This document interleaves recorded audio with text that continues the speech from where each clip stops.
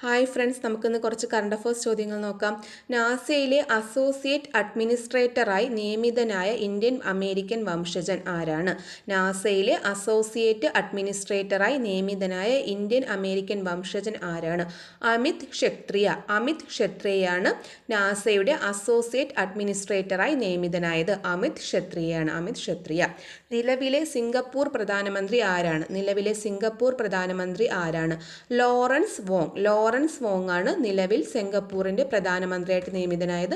Lawrence Wong ആണ്. Lawrence Wong 2025 September അന്തരിച്ച വിദ്യാഭ്യാസ വിദഗ്ധനും ചിന്മയ വിദ്യാപീഠത്തിൻ്റെ സ്ഥാപക ഡയറക്ടറുമായ വ്യക്തി ആരാണ്? കാമാക്ഷി ബാലകൃഷ്ണൻ. കാമാക്ഷി ബാലകൃഷ്ണൻ അന്തരിച്ചു. ചിന്മയ വിദ്യാപീഠം സ്ഥാപക ഡയറക്ടറായിരുന്നു. ലോക യൂത്ത് സ്ക്രാബിൾ ചാമ്പ്യൻഷിപ്പ് കിരീടം നേടുന്ന ആദ്യ ഇന്ത്യൻ താരം ആരാണ്? മാധവ് കാമത്താണ് ലോക യൂത്ത് സ്ക്രാബിൾ ചാമ്പ്യൻഷിപ്പ് നേടിയത്. മാധവ് കാമത്ത്. 2025 സെപ്റ്റംബർ അന്തരിച്ച വിഖ്യാത ഫാഷൻ ഡിസൈനർ ആരാണ്? Giorgio Armani. ജോർജിയോ അർമാനി അന്തരിച്ചു. വിഖ്യാത ഫാഷൻ ഡിസൈനർ ആയിരുന്നു. ശ്രീനാരായണ ഗുരുവിൻ്റെ എത്രാമത് ജയന്തി ആഘോഷമാണ് 2025 നടന്നത്? 171ാമത് ആഘോഷമാണ് 2025 നടന്നത്. അപ്പോൾ ശ്രീനാരായണ ഗുരുവിൻ്റെ 171ാമത് ജയന്തി ആഘോഷമാണ് 2025 നടന്നത്.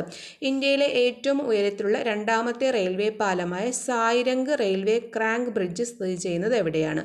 മിസോറാമിലാണ് ക്രാങ്ക് ബ്രിഡ്ജ് സ്ഥിതി ചെയ്യുന്നത്. മിസോറാമിലാണ്. 2025 സെപ്റ്റംബർ അന്തരിച്ച മറാത്തി, ഹിന്ദി ചലച്ചിത്രങ്ങളിലൂടെ ശ്രദ്ധേയനായ ബോളിവുഡ് നടൻ ആരാണ്? ബോളിവുഡ് നടനാണ് ആശിഷ് വാരംഗ്. ആശിഷ് വാരംഗ് അന്തരിച്ച ബോളിവുഡ് നടനാണ് ആശിഷ് വാരംഗ്.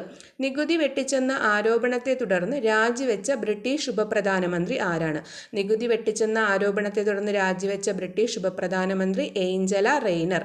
Angela Reiner. പുതിയ ഉപപ്രധാനമന്ത്രിയായിട്ട് തിരഞ്ഞെടുത്തത് ഡേവിഡ് ലാമിയാണ്. ഡേവിഡ് ലാമി പുതിയ ഉപപ്രധാനമന്ത്രി. തായ്ലൻഡിലെ പുതിയ പ്രധാനമന്ത്രിയായി തിരഞ്ഞെടുക്കപ്പെട്ടത് അനുദിൻ ചാൺ വീരാക്കോളാണ്. അനുദിൻ ചാൺ വീരാക്കോളാണ് തായ്ലൻഡിൻ്റെ പുതിയ പ്രധാനമന്ത്രിയായി തിരഞ്ഞെടുക്കപ്പെട്ടത്.